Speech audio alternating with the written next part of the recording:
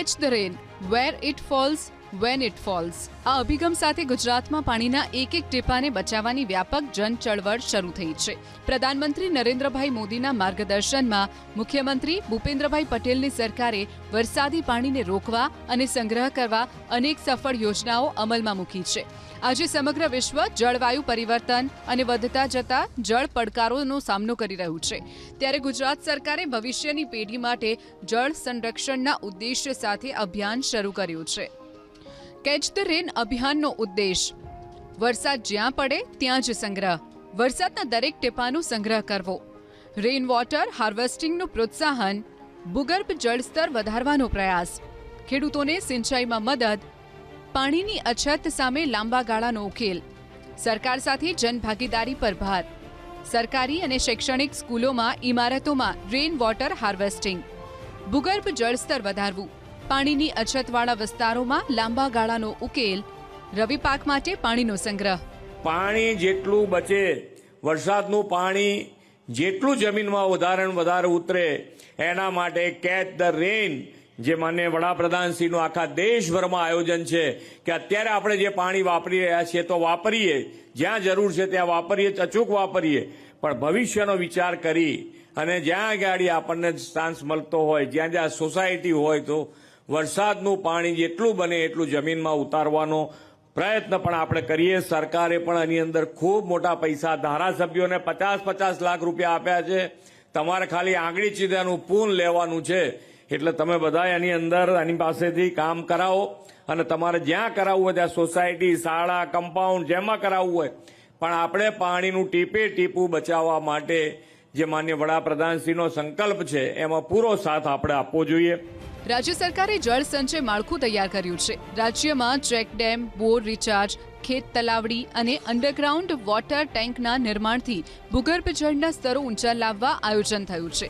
જળ સંચયના કાર્યોથી અનેક જિલ્લાઓમાં ભૂગર્ભ જળ સ્તર ઊંચું આવ્યું છે, તો સાથે જ ખેતીને નવજીવન મળ્યું છે. બનાસકાંઠામાં જીઓ મેમ્બ્રેન પદ્ધતિથી ખેત તલાવડીમાં પાણી સંગ્રહ કરવાના સરકારના અભિયાનની અસર દેખાઈ છે.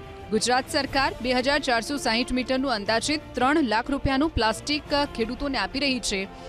કેચ ધ રેન અભિયાન હેઠળ ડીસાના ખેડૂતો ખેતરમાં જ ખેત તલાવડીથી પાણી રોકી રહ્યા છે. ડીસા તાલુકાના ખેડૂત પ્રતાપભાઈ જાટ 35 વીઘામાં ખેતી કરે છે. અગાઉ તેમણે 400 થી 1200 ફૂટે પાણી ખેંચવું પડતું હતું અને 60 થી 70 હોર્સ પાવરની મોટર મૂકવાનો ખર્ચ પણ ખેડૂતોને કરવો પડતો હતો.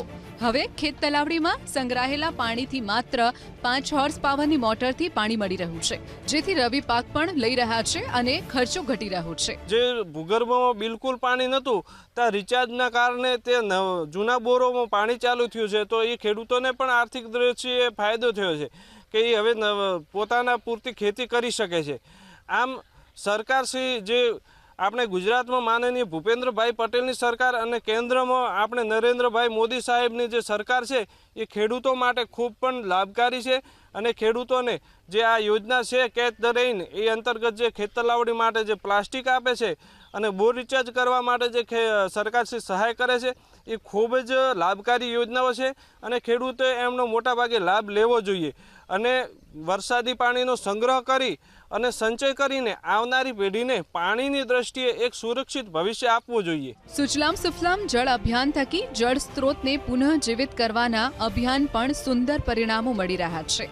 સુજલામ સુફલામ જળ અભિયાન, rooftop rain water harvesting, recharge પીટથી પાણીનો સંગ્રહ, રિચાર્જ શાફ્ટ અને રિચાર્જ બોરવેલ, તળાવ, ચેક ડેમ અને કુવાઓનું પુનર્જીવિત કરવા, જળાશયોની સફાઈ અને ડીસિલ્ટિંગ, જળાશયોનું જીઓ ટેગિંગ અને વૈજ્ઞાનિક આયોજન, સંસ્થાઓની મદદથી પાણી સંરક્ષણ અભિયાન ચલાવવું, શહેરોમાંથી પસાર થતી નદીઓમાં થતું પ્રદૂષણ અટકાવવું, નદીઓના કાંઠા ઉપર વૃક્ષ, સોસાયટીઓ, સરકારી અને શૈક્ષણિક સ્કૂલોમાં રૂફટોપ રેન વોટર હાર્વેસ્ટિંગ સિસ્ટમની અમલવારી અને જાગૃતિનું કાર્ય પણ થઈ રહ્યું છે.